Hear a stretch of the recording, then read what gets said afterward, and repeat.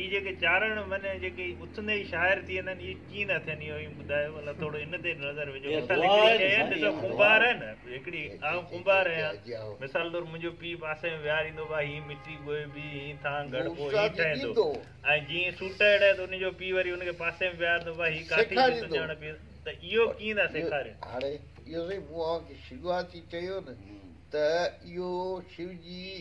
जेका 4 गुण चोथों गुण शक्ति जेका माता पार्वती जी दुआ कई त आउं सदाई तोसां गॾु आहियां इहो कविता जो गुण आहे सो हाणे उनखे लिखणो उन खां पढ़णो जहिड़ो अॻे हलियो रवां ऐं हर माण्हू मञींदो एॾी त सुपर पावर ज़ात हुई हाणे सुनो हिकिड़ो मिसाल कवि ॾूहनि में चई विया आहिनि मने पक सच आहे हिकिड़ी जाइ ते बादशाह अकबर दहली शहनशाह अकबर मञा जंहिंखे सितर खान 72 उमरा सलामी ॾींदा हुआ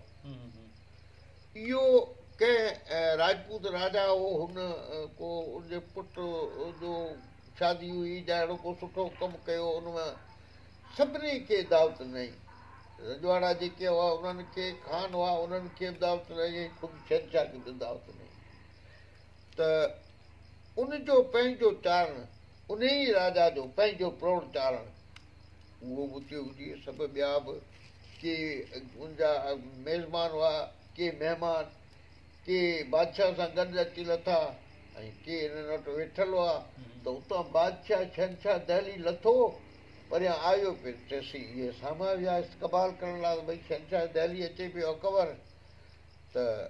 हिते चारण दिलि में वेठे वेठे पाण ई चारण कंदा उबती आहिनि वेठा वेठा पाण ई पाण सोचींदा आहिनि त सोचई त हाणे आऊं इन्हनि सां गॾु वञी हथ जंहिं ताईं बादशाह खे कहिड़ी ख़बर केरु आहे अलाए वज़ीर आहे अमीर आहे नौकर आहे राजपूत आहे की केरु आहे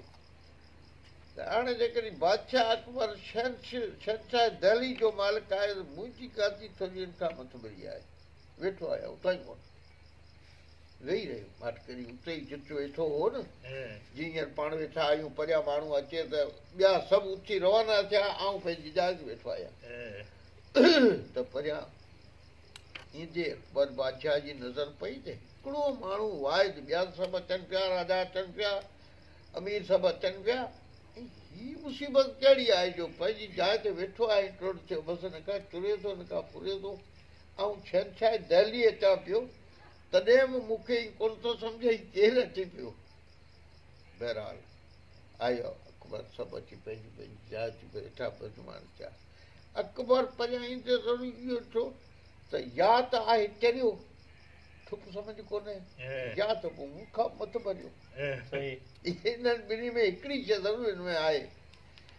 त अकबर बादशाह ॻाल्हियूं कंदो कंहिंखे पुछणु कंहिंखे मुल्क जो ख़बरचार पुछजे घड़ी घड़ी ध्यानु हिन में ॾिसे हिन ॾे जॾहिं चार ॾिठो त हाणे हिन जो पूरो पूरो ख़्यालु मुंहं में सिधो ध्यानु आहे तॾहिं चए शहनशाह दहली बादशाह अकबर पगे बड़ नहीं बादशाह जीवे बड़ जाचक थणो वो सुन हो अकबर शाह मैं बैठा बैठा जी बोल सा के पगे बड़ नहीं बादशाह के हूं पिंगड़ो चारणा मां पगा में जोर आहे को हूं जोड़े तो सबो पगे बड़ नहीं बादशाह जीवे बड़ जाचक थणो के हूं मां जे जीव में हिय में ताकत तू मना पुछ जिका पुछू आ तना वरती दिया जवाब दिया जीवे बड़ जाचक थणो वो सुन हो अकबर शाह मैं बैठा बैठा जी बोल सा अच्छा आप कविराज चारण दियो हाँ दे दियो 1000 असर में आपकी सीख ले सकते हो हाँ हाँ आप बैठ सकते हो जॾहिं अलाउद्दीन ऐं दोदस उमर जी जंग थी न अपद में त अलाउद्दीन न खटियो पछाड़ी हुनखे भाई हूं जाऊं तो मिना आवी ॾन तौर को ॿाहां ॾियो या न ईअं को ॾियां पछाड़ी माना नौकरी आणी ॾियो त समंग चारण कयां थो त गोली वञे गुजरे त चवनि दोदे भेण त माना पछे उहे ॿार बात रखिया को गोली भी न कहते है गोली हूं कोने मांजो काट कयंदन माने उहे की मतलब बार पे सेंस दो तो यहाँ पे माण्हू खणे बचाऊं तब अपनी नक ते इहा उठे तुझाए ये आपे खड़े गोली जैसा तब अग्नि उठ जाजी क्या दहली तरीके से दोते दे बाई बागी पड़ जे आयो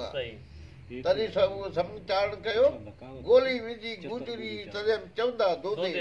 ओ हिमदान ओ किंग कावत चतर बोली चारणा ओ की पूरी चतर बोली चारणा रीता राजपूता नारायण धोण नागरा रे आषण अबदूता के बोली री चतराई चार जड़ी बीजे में को वनी चतर बोली चारणा रीता राजपूता रीत मर्यादा अभी भली पूरी दुनिया रिसर्च करो राजपूत रे जड़ी रीत को आए